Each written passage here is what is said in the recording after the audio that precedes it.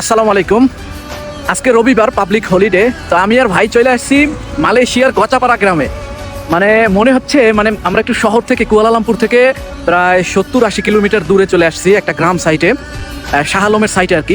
তো জায়গাটা পুরোই গ্রামের মতো, এত মজা পাচ্ছি, এত সুন্দর, এত ভালো লাগতেছে। আমি একটু দেখাই আপনাদেরকে, তো আমার সাথেই থাকুন।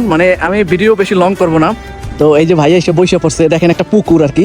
শহরের কুয়ালালামপুরে মেইন সিটিতে কোনো এরকম পুকুর টুকুর পাওয়া যায় না। তো এই দেখেন ওই যে মাছ ধরতেছে, ওই যে মালয়েশিয়ানটা মাছ ধরতেছে বড়শি দিয়ে।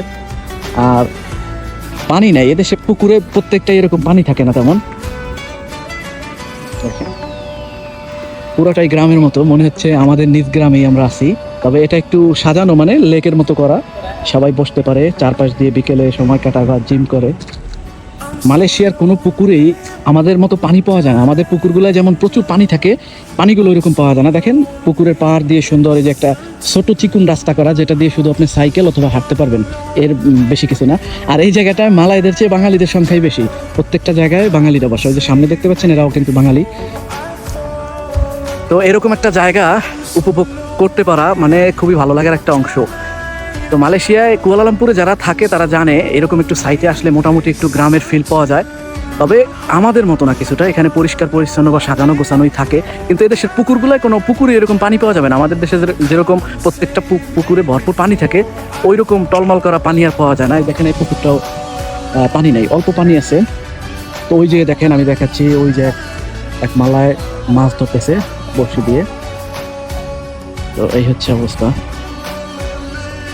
আর এই শাহ আলমের এই সাইডটা অনেক নিরিবিলি, অনেক নিরিবিলি আর কি, এত ভালো লাগে। আর এই দেশের মানুষ প্রকৃতি খুব ভালোবাসে। মনে করেন কোনো গাছপালা এরা সহজে কাটতে চায় না, কোনো গাছ থেকে শুরু করে এগুলা তারা যত্ন কইরা কিভাবে রাখা যায়, পরিপাটি গোছানো রাখা যায়, এই চেষ্টাই করে তারা। প্রত্যেকটা সিটিজেন থেকে শুরু করে এই দেশের বন বিভাগ থেকে এমনই আইন, ধরেন আমাদের দেশে অনেক আইন আছে, কিন্তু আমরা আইন যদি না মানি তাহলে ওই আইন চালু রেখে বা ওই আইন জারি করে কোনো লাভ নাই। কিন্তু এই দেশে আইন, যেটা আইন বা নিয়ম বা যেটা সিটিজেনদের এই দেশের নাগরিকদের ভালো লাগে, এটা তারা সুন্দরভাবে পরিপাটিভাবে রাখে। বুঝতে পারছেন? তারা আইন থাকলে আইনটা ওই রকমভাবেও আবার যদি কোনো জিনিস গোছানো পরিপাটি রাখলে ভালো হয়, ভালো দেখায় বা সবাই করবে, প্রশংসা করবে, ওই জিনিসগুলো তারা অবশ্যই করে। তো অনেক গাছপালার ভিতর দিয়ে হাঁটতেছি, খুব ভালো লাগতেছে। ছোট ছোট আছে।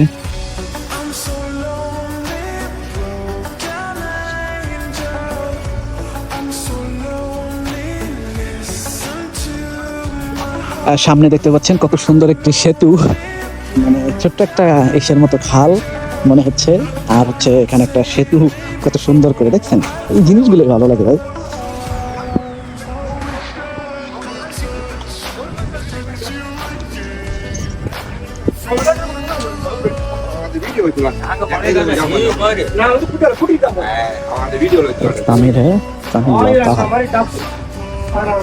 এই সেটটা অনেক সুন্দর লাগতেছে, কি সুন্দর।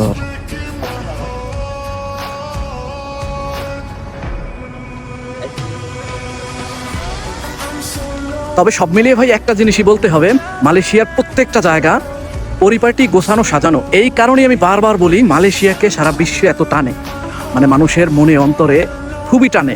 যে এই জায়গাগুলো দেখেন, মনে করেন আমাদেরই সাপোজ গ্রামগুলো, এই গ্রামের সাইটে কি এরকম হইতো বা এরকম সম্ভব, বা এরকম সম্ভব হইলে এরকম থাকতো না।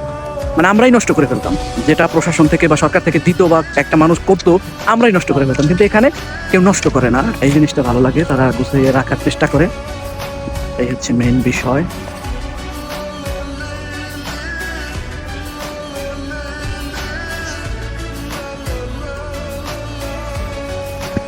তো এই ছিল ছোট্ট একটু পুকুরের একটা অংশ দেখানোর চেষ্টা করলাম। আমরা এখানে অনেক সময় আসছি, একটু ঘুরলাম। তো একটু ফ্রেশ মাইন্ড করার জন্য শহর থেকে বাইরে আর কি আমি আর ভাই চলে আসছিলাম এখানে। তো এখানে একটু ঘুরলাম, ভালো লাগলো আর কি।